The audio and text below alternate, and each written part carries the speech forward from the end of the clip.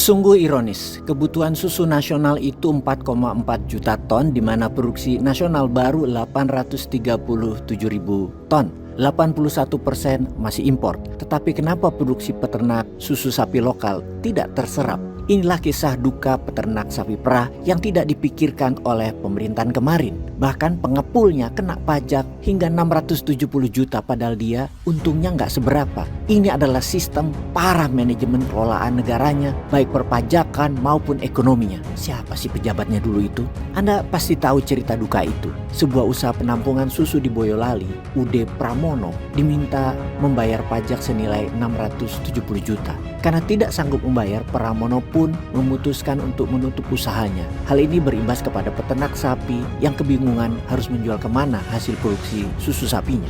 Masalah semakin rumit ketika rekening UD Pramono yang menampung uang hasil produksi susu diduga diblokir oleh kantor pajak, sehingga membuat setoran susu dari 1.300 peternak macet. Akibatnya, seratusan petani dan peternak sapi pun geram dan mendatangi kantor pelayanan pajak Pratama Boyolali, Jawa Tengah pada 28 Oktober 2024 lalu. Asalnya adalah persoalan pajak Pramono yang pada tahun 2020 lalu saat kantor pajak melakukan penagihan untuk masa dan tahun pajak 2018, saat itu Pramono mengaku sempat terkejut karena nilai pajak yang harus dia tanggung mencapai 2 miliar. Dia kemudian menyatakan keberatan dan beban pajak diturunkan menjadi 671 juta. Namun Pramono saat itu masih keberatan karena nominal tersebut berada di atas omset usahanya. Hal ini disebabkan karena selama ini pihaknya tidak mengambil untung dari penjualan susu petani kepada pabrik. Dia pun mengaku membeli susu dari peternak sesuai harga dari industri pengelolaan susu IPS. Kemudian setelah nego-nego membayar pajaknya jadi 200 jutaan. Jika 200 juta dibayar, masalah pajak 2018 selesai semua. Marah nggak lo dapat berita beginian? Inilah fakta dunia pajak Indonesia yang tidak berperi kerakyatan.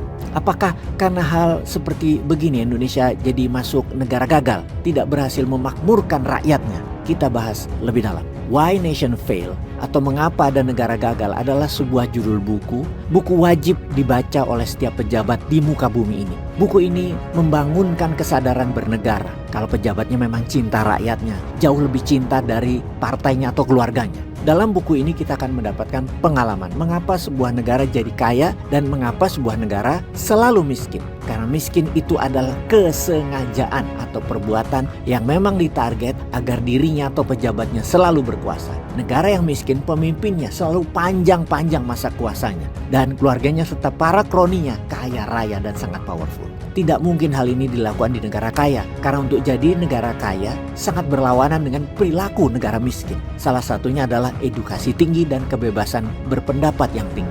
Dalam benak orang yang tidak belajar bernegara, edukasi dan demokrasi itu tidak bernilai. Mereka lebih menilai posisi dan kekayaan wilayah tersebut adalah penyebab kekayaan. Misalnya posisinya strategis atau negaranya menghasilkan sumber daya alam, baru dieksplorasi, baru kan jadi negara kaya. Faktanya nggak gitu. Namun dapat dipastikan kekayaan itu bukan karena lokasi, bukan karena sumber daya alam, tetapi karena manajemen bernegaranya, arsitek bernegaranya bagus. Bukti, Botswana itu makmur, negara tetangganya Kongo miskin. Singapura itu makmur, negara tetangganya yaitu Indonesia biasa saja. Para pecundang kalau dikatakan Singapura lebih maju dari Indonesia selalu mengatakan rakyat Singapura sedikit, Indonesia banyak, Singapura di tengah, Indonesia di pinggir. Selalu menemukan alasan. Itulah cara pecundang berpikir. Ternyata banyak juga akademisi berpikir demikian, bahwa orang yang makan sekolah juga berpikir demikian.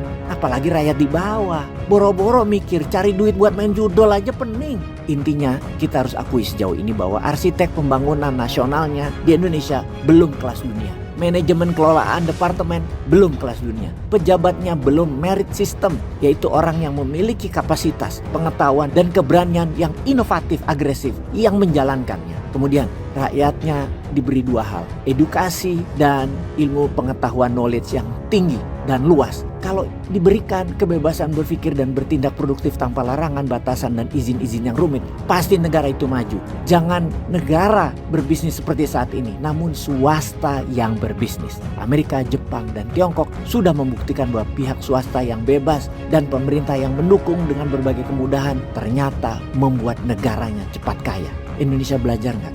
10 tahun lalu sih enggak. Peace.